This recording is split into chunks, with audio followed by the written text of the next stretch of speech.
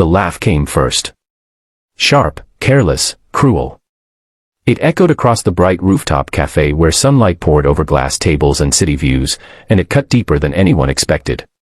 Alina sat there in her wheelchair, hands folded tightly in her lap, eyes fixed on a spot just beyond the skyline, as she realized the blind date she had agreed to was never real. It was a setup. A joke. And she was the punchline. If you believe in kindness, second chances, and stories that remind us what being human truly means, take a moment right now to like this video, comment your thoughts, share it with someone who needs hope, and subscribe to the channel Midnight Tales. Your support keeps stories like this alive.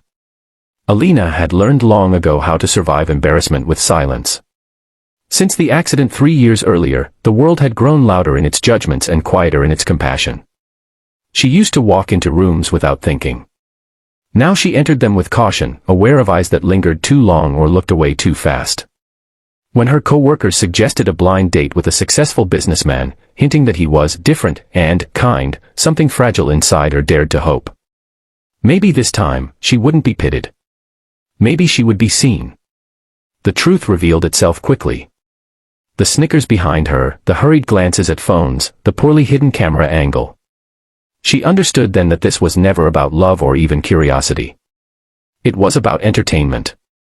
About proving something cruel. Alina felt heat rise behind her eyes, but she refused to cry. Daylight was unforgiving, and she would not give them the satisfaction. What none of them expected was the men who arrived moments later. Adrian Keller was known across the city as the youngest CEO to rebuild a failing tech firm into a global name. His reputation painted him as cold, calculating, unreachable. When he stepped onto the terrace in a simple suit, sunlight catching in his hair, the energy shifted. The laughter stopped. Phones were lowered. Suddenly, the joke felt dangerous. Adrian noticed everything. He noticed Alina first. Not the wheelchair, not the setup, but the way she held herself like someone bracing for impact.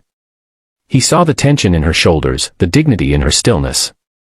And then he noticed the others, the poorly masked guilt, the anticipation of something going wrong.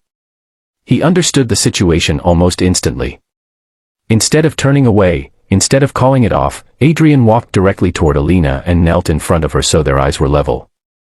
In the middle of a bright afternoon, surrounded by people who had expected humiliation, he gave her his full attention.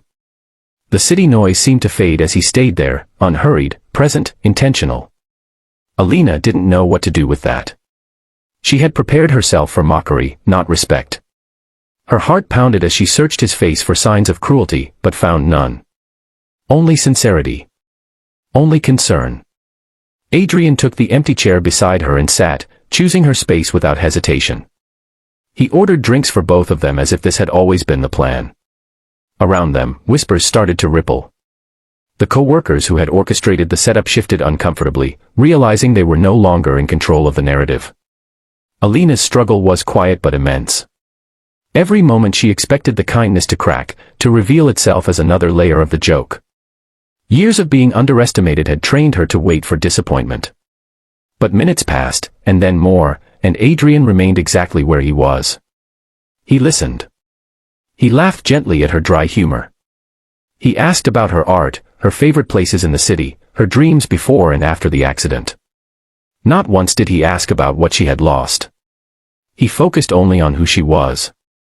Sunlight moved across the terrace, marking the passage of time. The people who had planned to record a viral moment of humiliation now stood frozen, watching something they hadn't anticipated. This wasn't awkward. This wasn't pity. This was connection.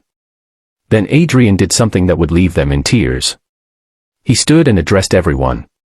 Calmly. Clearly. In broad daylight, with nothing hidden in shadow.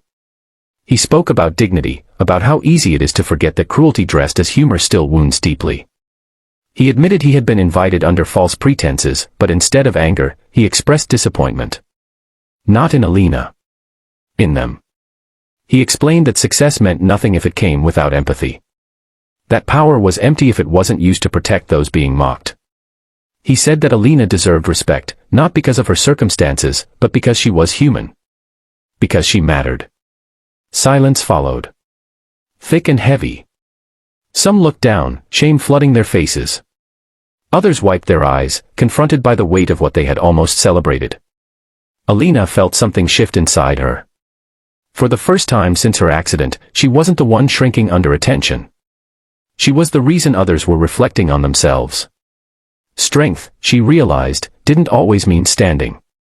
Sometimes it meant being seen and still staying. Adrian returned to her side and asked if she wanted to leave, offering choice where others had stolen it. She agreed, and as he gently pushed her wheelchair into the sunlight-filled street, something in her chest loosened. Not because a CEO had defended her, but because someone had treated her pain as real. What happened next wasn't a fairy tale ending. They didn't promise forever. But they did continue meeting. Daytime walks through busy parks. Long conversations over coffee where people stared, and neither of them cared. Alina rediscovered parts of herself she thought were gone. Adrian learned that leadership wasn't built in boardrooms alone. The co-workers who had planned the prank apologized publicly. Some cried. Some left the company. The video they had hoped would go viral never did. Instead, the story spread quietly, through whispered conversations about decency, about a moment when kindness rewrote an ending. If this story has touched your heart even a little, please take a moment now to like the video, leave a comment, and share it with someone who needs to believe that compassion still exists. Your engagement truly helps stories of hope reach more people. Before this story ends, we have one special request. Comment below with a single word that describes how this story made you feel. Your words matter more than you know. Alina would later say that the worst day of her life didn't end with humiliation, but with healing. In the brightness of day, in front of people who expected cruelty, one act of humanity reminded her that her life was not defined by a chair, a prank, or a moment of pain. It was defined by resilience, by courage, and by the simple truth that kindness, when chosen, can change everything.